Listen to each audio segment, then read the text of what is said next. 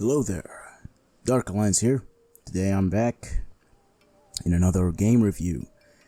So, I was getting this suggestion from one of my friends. It was like 2 years ago. He told me, hey man, I know your PC is not that good and stuff, so how about you try this game? It doesn't need that much of a high spec and it came out pretty recently.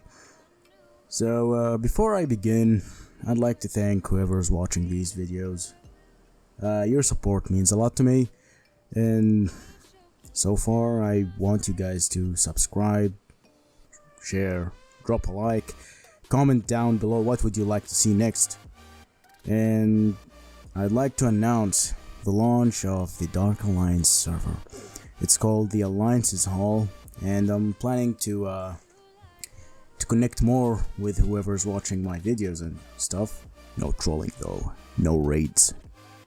So today we are reviewing Warhammer 40,000 Boltgun.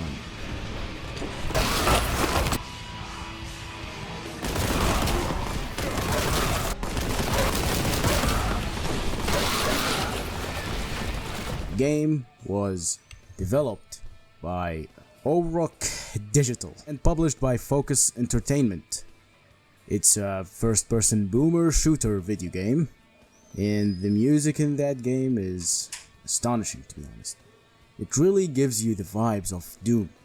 And I'm not talking about the gameplay music here, I'm talking about the main menu, because when you get to the gameplay part, that music disappears, because they don't want to be a clone of Doom, which I understand and respect, to be honest.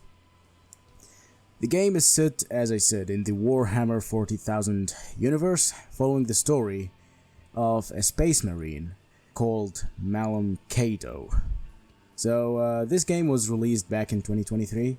I have enjoyed this game. This game was offering me all of the dopamine it could out of massacring monsters and more heretics, to be precise, heretics. You don't have to understand the lore, but I went for the extra mile and sat through a 1-hour video explaining the lore of Warhammer. It wasn't...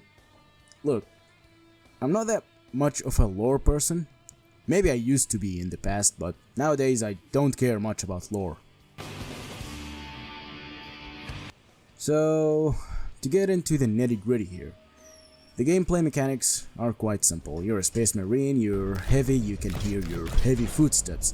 You have a dash mechanic, you have a sword mechanic, you get a bolt gun after the first mission. There are secrets scattered around the map, and there are health points that you can pick up that will give you 2 health points when you pick them up. Aside from that, there are medkits and some other stuff like contempt. Contempt acts like armor, and it's quite cool to know that contempt gets drained quite easily, especially if you're going on the more difficult modes. I'm a difficult gamer. I go for those modes. Give me more of those modes. I beg your pardon. When we talk about does the game get repetitive? A little bit.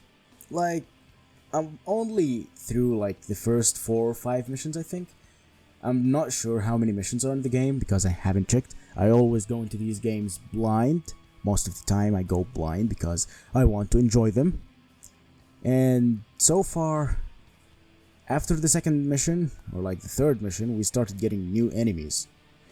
Which, cool.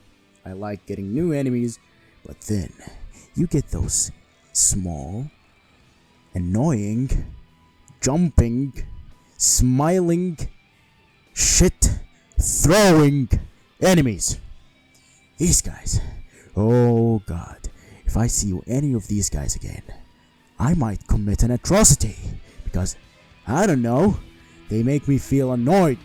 They make me feel like blood-lust-full space marine.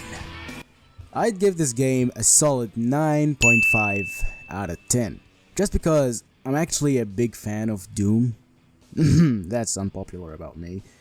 I like Doom a lot, and Despite it having the pixelated art style, it actually grown on to me. So Blasphemous, I might have misjudged you. Sorry, bro. Please forgive me for that. Anyway, I hope you guys enjoyed. It's quite a short video. I'm actually studying because my exams are quite close and I need to concentrate. I need to lock in for the coming part. And don't forget to subscribe, share with your friends, and drop a like, drop a comment, and make sure to join our community. Goodbye.